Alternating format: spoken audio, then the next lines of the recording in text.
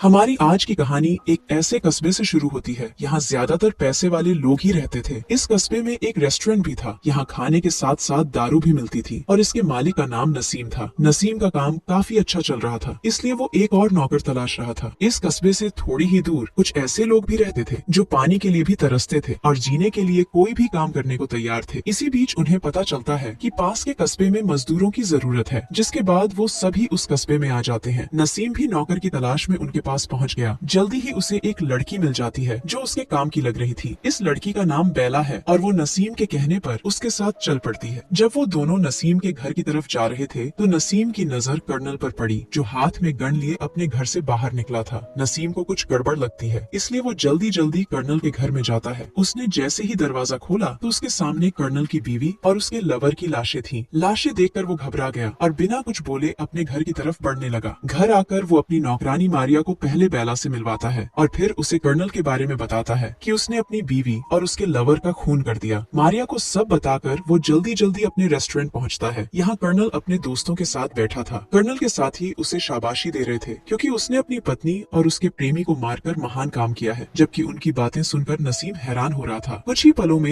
ये बात पूरे इलाके में आग की तरह फैल गई, जिसके बाद लोग उसकी पत्नी के बारे में कई तरह की बातें करने लगे। कुछ का कहना था कि उसका कस्बे के कई मर्दों के साथ चक्कर था, तो कुछ कह रहे थे कि कर्नल उसकी प्यास नहीं बुझा पाता था, इसलिए वो दूसरों के साथ अपनी प्यास बुझाती थी। यहाँ कुछ लोग कर्नल को महान समझ रहे थे, तो वहीं कुछ लोग बताते हैं कि कर्नल एक नंबर का कमीना आदमी है, क्योंकि उसकी नजर हमेशा जवान लड़कियों के बदन पर रहती है। शाम को कर्नल की बीवी का फ्यूनरल था, जिसमें नसीम के अलावा पूरे कस्बे में से सिर्फ एक ही औरत आती है, जिसका नाम नीमो था। फ्यूनरल खत्म होते ही कर्नल पार्टी में शामिल होता है, जिसका इंतजाम उसके दोस्तों ने किया था। इस पार्टी में मजे करने के लिए लड़कियों का भी इंतजाम किया गया था और ये सब देखकर नसीम एक बार फिर हैरान होने लगता है। पार्टी खत्म होने पर जब नसीम अपने घर आया तो बेला घर के बाहर ही लेटी हुई थी। नसीम के पूछने पर वो कहती है कि मैं तुमसे पहले कैसे सो सकती हूँ। ये सुनकर नसीम उसे समझाता है कि तुम्हें मेरा इंतजार करने की जरूरत नहीं, अपना काम खत्म कर तुम आराम कर सकती हो। नसीम के पड़ोस में ही एक अमीर आदमी का घर था, जिसमें रीटा नाम की नौकरानी काम करती थी। घर के कामों के साथ साथ वो आते जाते लोगों को लुभाने का काम भी करती थी। उधर रेस्टोरेंट में नसीम बेला के बनाए पकोड़े अपने ग्राहकों में बांटता है और इसी बीच सबकी नजर कर्नल पर पड़ती है, जो अपनी बीवी और उसके प्रेमी की लाशों को दफनाने जा रहा था। अब सबका कहना था कि उन दोनों का प्यार सच्चा था, तभी तो मरने के बाद भी दोनों साथ में रहेंगे। नसीम ने अभी तक शादी नहीं की थी और वो सबको बताता है कि अगर शादी के बाद मेरी बीवी ने ऐसा किया होता तो मैं उसके टुकड़े टुकड़े कर देता, क्योंकि जिस गाँव से मैं आया हूँ वहाँ धोखा देने की यही सजा है। बेला के बनाए पकोड़े सबको बेहद पसंद आते हैं, इसलिए नसीम खुश होकर बेला के लिए एक तोहफा लेकर आता है। काफी रात हो गई थी। वो जब बेला के पास आता है तो वो बिना कपड़ों के सो रही थी। नसीम खुद को संभाल कर उसे तोहफा देता है, जिसे देखकर बेला बेहद खुश हो गई। जबकि बेला का नशीला बदन देखकर नसीम खुद को ज्यादा देर तक रोक नहीं पाता और उसे दबोच लेता है। बेला तो पहली नजर में ही नसीम को दिल दे बैठी थी, इसलिए वो भी उसका साथ देने लगती है। बेला नसीम के साथ रिश्ता बनाकर खुश थी, इसलिए वो दिल से घर के सारे काम करने लगी, जबकि नसीम पूरा दिन बेला के ख्यालों में खोया रहता। ऐसे ही एक दिन वो बेला के ख्यालों में डूबा हुआ था और अचानक उसे किसी गड़बड़ का एहसास हुआ, क्योंकि रेस्टोरेंट में सन्नाटा छा गया था। लेकिन जब उसने हिम्मत कर बाहर देखा तो सामने बेला खड़ी थी और सभी लोग उसे ही देखकर चुप हुए थे, क्योंकि वो पहली बार सबके सामने आई थी। धीरे धीरे इन दोनों का प्यार बढ़ने लगा और मारिया इन दोनों के लिए काफी खुश थी। बेला इतनी खूबसूरत थी कि हर कोई उसे पाना चाहता था, लेकिन बेला नसीम के साथ ही रहना चाहती थी। बेला को जब भी समय मिलता तो वो आस पड़ोस के बच्चों के साथ खूब मस्ती करती, जबकि उसे मस्ती करते देख कस्बे की औरतों को उससे जलन होने लगी। देखते ही देखते रेस्टोरेंट में आने वाले सभी लोग बेला को पटाने की कोशिश करने लगे। बेला को लगता था कि सभी उसे पसंद करते हैं, लेकिन नसीम जानता था कि ये लोग बेला को नहीं बल्कि उसके जवान बदन को पसंद करते हैं। नसीम को परेशान देखकर टोनी नाम का आदमी उसे बेला से शादी करने की सलाह देता है। इस पर नसीम टोनी को बताता है कि मैं बेला से शादी तो करना चाहता हूँ, लेकिन बेला पढ़ी लिखी नहीं है और वो गैर कानूनी तरीके से यहाँ रह रही है। कुछ ही दिनों बाद कस्बे में एक इंजीनियर आता है, जिसने अपने आविष्कारों से कस्बे के लोगों की जिंदगी आसान कर दी। रोज की तरह रीटा आज भी मर्दों को लुभाने में लगी हुई थी, जबकि टोनी नसीम को बताता है कि बेला को पाने के लिए एक जज उसके पड़ोस में रहने आ गया है। टोनी की बात सुनकर नसीम ने बेला से शादी करने का फैसला कर लिया, जिसमें टोनी उसकी मदद करने वाला था। नसीम घर आकर बेला को बताता है कि मैं तुमसे शादी करना चाहता हूँ। बेला नसीम से प्यार करती थी, इसलिए वो भी शादी के लिए राजी हो जाती है। जल्दी ही दोनों की शादी हो गई। नसीम और बेला तो इस शादी से खुश थे ही, लेकिन मारिया उनसे भी ज्यादा खुश थी। दिन भर काम कर जैसे ही नसीम घर आता तो बेला उसकी बंदूक को सहलाकर उसकी सारी थकावट दूर कर देती। नसीम उसे अपने साथ हर जगह ले जाने लगा, लेकिन जल्दी ही वो समझ गया कि बेला अमीर लोगों का रहन सहन कभी नहीं अपना सकती। अब तो उसे बेला के अनपढ़ होने पर भी शर्म आने लगी थी। इसी बीच इंजीनियर को रीटा के मालिक की बेटी वीना से प्यार हो गया। दोनों को जब भी मौका मिलता तो वही शुरू हो जाते, लेकिन जैसे ही इस बात का पता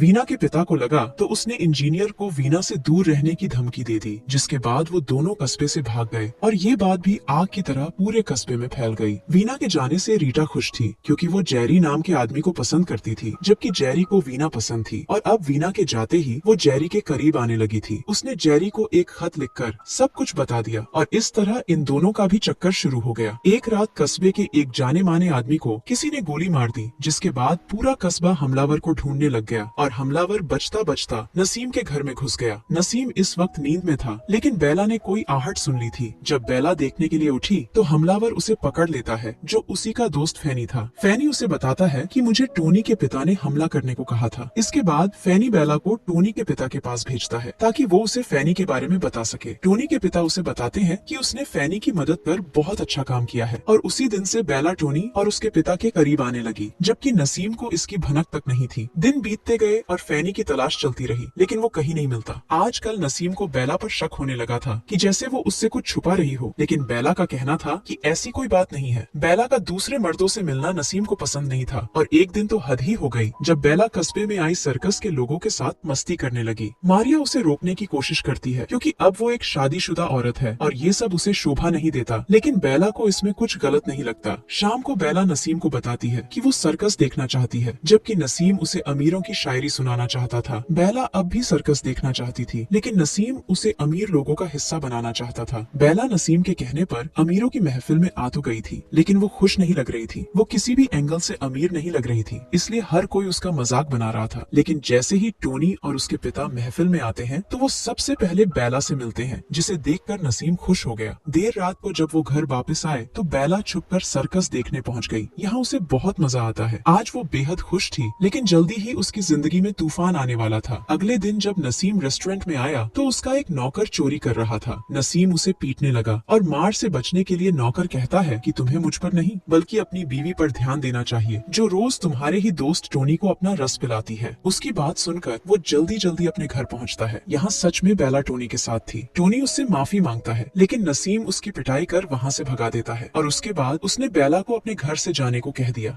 हर बार की तरह ये बात भी सबको पता चल गई। नसीम बेला से बहुत प्यार करता था और वो चाहकर भी उसे मार नहीं सकता था। इसलिए उसके एक वकील दोस्त ने टोनी और बेला पर ये इल्जाम लगा दिया कि टोनी की मदद से बेला ने नसीम से नकली शादी की थी ताकि वो इस कस्बे में आराम से रह सके। जल्दी ही सभी ने मान लिया कि इनकी शादी नकली थी और इस तरह नसीम बदनामी से बच जाता है। अब कर्नल की तरह नसीम भी जश्न मनाने लगा। वो खुश तो बहुत था, लेकिन फिर भी उसे हर जगह बेला ही नजर आ रही थी। खुश होते हुए भी वो उदास रहने लगा था। उसे लगता था कि बेला कस्बा छोड़कर उससे दूर चली गई है, जबकि बेला तो उसके पास ही थी और वो छुप छुप कर उसे देखती रहती थी। बेला को अपनी हरकत का पछतावा तो बहुत था, लेकिन अब वो चाहकर भी कुछ कर नहीं सकती थी। यहाँ एक तरफ नसीम का रिश्ता टूटा था तो वही दूसरी तरफ जेरी और रीटा का रिश्ता आगे बढ़ रहा था। एक दिन अचानक टोनी के पिता की मौत हो गई और उसके फ्यूनरल पर नसीम की नजर बेला पर पड़ती है। टोनी के पिता की मौत के बाद कस्बे में जश्न मनाया गया, क्योंकि वो इस कस्बे का मेयर था और उसके कानून बेहद सख्त थे। जब भी कोई उस साले के खिलाफ आवाज उठाता तो वो साला उसे मरवा देता था। इसीलिए लोग उसके मरने पर इतने खुश थे। उसी रात जब नसीम अपने घर आया तो उसने बेला को देख लिया, जो छुपकर उसे ही देख रही थी। कहानी के आखिर में उसने बेला को माफ कर अपना लिया, क्योंकि वो समझ गया था कि वो दोनों एक दूसरे के बिना नहीं रह सकते। और इसी के साथ इस कहानी का यही अंत हो जाता है।